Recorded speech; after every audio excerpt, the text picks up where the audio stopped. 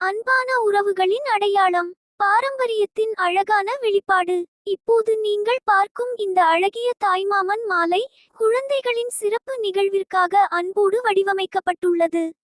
வெள்ளை நிற சம்மங்கி மலர்களின் இயற்கை அழகும் சிவப்பு ரோஜாக்களின் கம்பீரமும் இணைந்து இந்த மாலைக்கு தனித்துவமான தோற்றத்தை அளிக்கின்றன.